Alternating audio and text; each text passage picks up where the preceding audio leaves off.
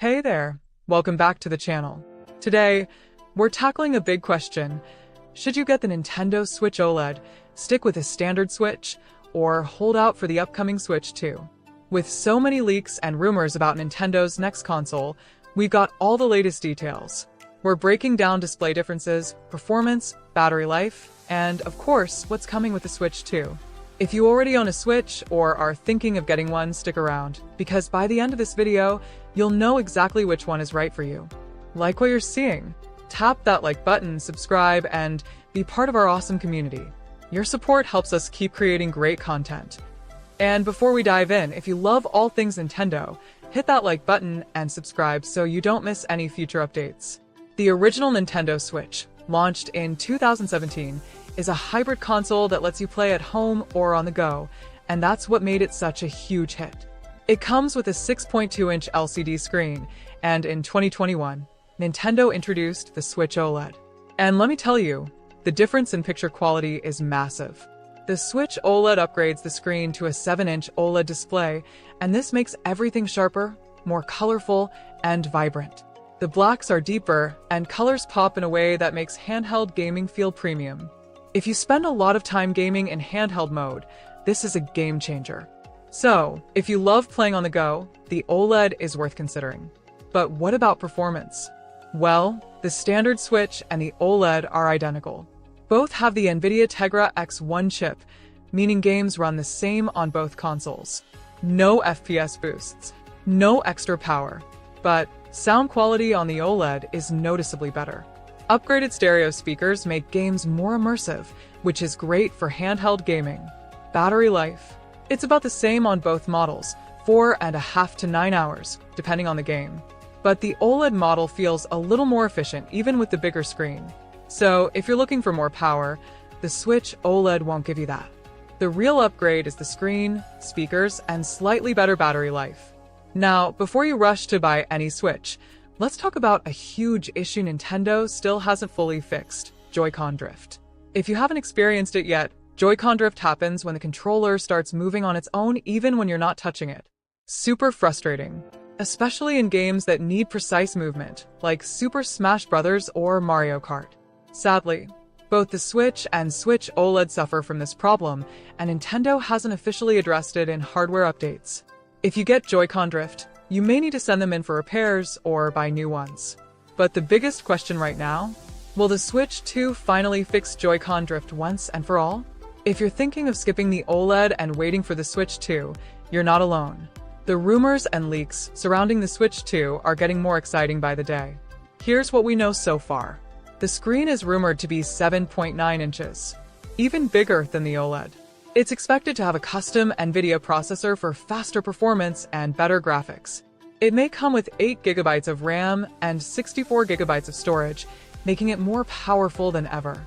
It might even support 4K resolution when docked. That could make games look next-gen. And here's the big one: new Joy-Cons.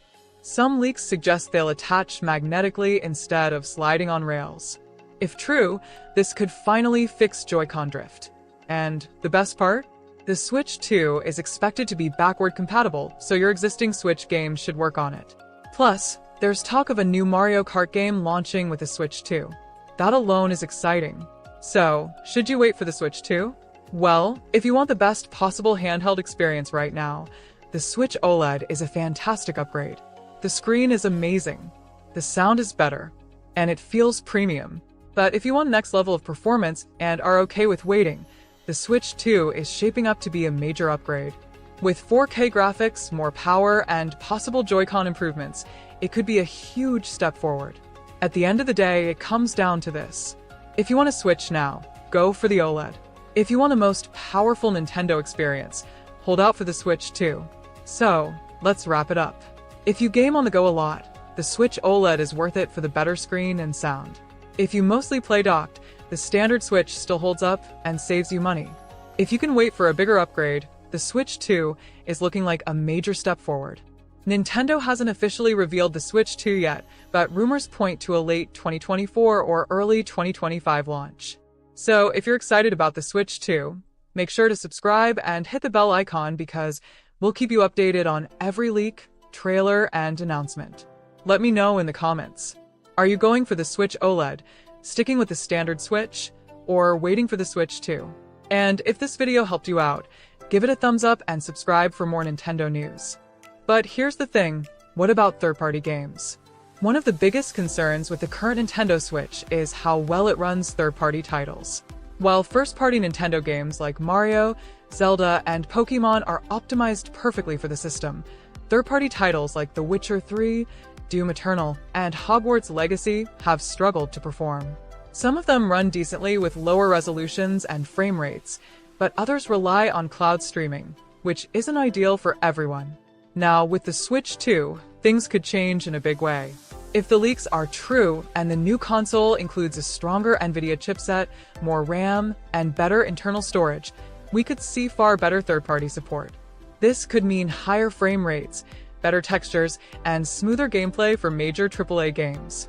Imagine playing something like Elden Ring or Grand Theft Auto 6 on a Switch 2 without compromises. That would be a massive step forward for Nintendo in competing with PlayStation and Xbox, especially when it comes to performance-heavy games.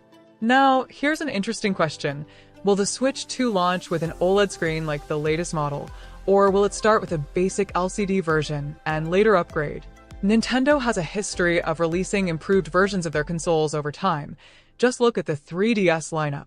It wouldn't be surprising if the first version of the Switch 2 has an LCD screen, and an OLED version arrives a year or two later. If that happens, some players might wait even longer to get the OLED model. The standard Switch OLED was such a big upgrade visually, so Nintendo may try to use the same strategy again to keep selling new hardware over time. Either way, if you care a lot about screen quality, that's something to keep in mind. Alright, let's talk about price. The Nintendo Switch OLED currently costs $349, while the standard Switch is around $299. But how much will the Switch 2 cost? Leaks suggest the Switch 2 could land anywhere between $399 and $499, depending on how powerful the hardware is. Some reports suggest a $449 price tag, but it's unclear if that's for a base model or a premium version. Now, would that price make sense?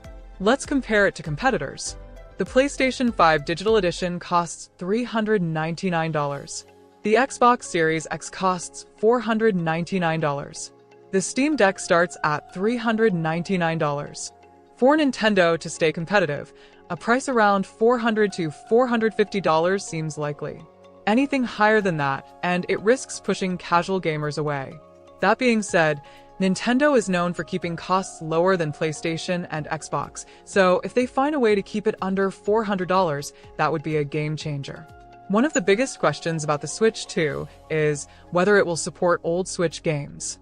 Right now, Nintendo has hinted that they want to keep backward compatibility in place. This would mean you could play your current library of Switch games on the new system without having to repurchase them. But there's one possible catch. How will physical cartridges work? If Nintendo decides to change the game card slot on the Switch 2, older physical Switch games might not work unless they provide some kind of adapter. That's something to watch out for when Nintendo makes the official announcement. However, digital games are almost certainly going to be supported. With most modern consoles pushing digital purchases, Nintendo would likely let players bring over their digital Switch games to the new system. That would be great news for anyone who has built up a huge collection on the Nintendo eShop. Now, let's talk about the dock. One of the Switch's best features is its ability to switch seamlessly from handheld mode to docked mode.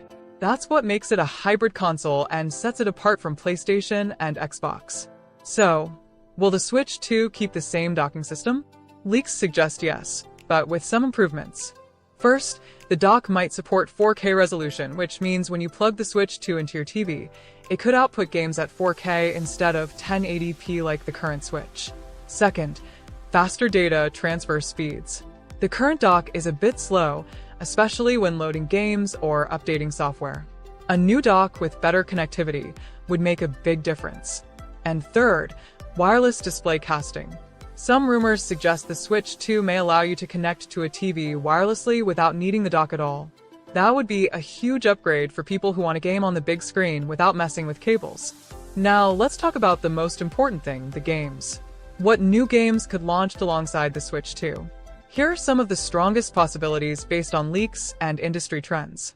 Mario Kart 9, the first brand new Mario Kart game since 2014.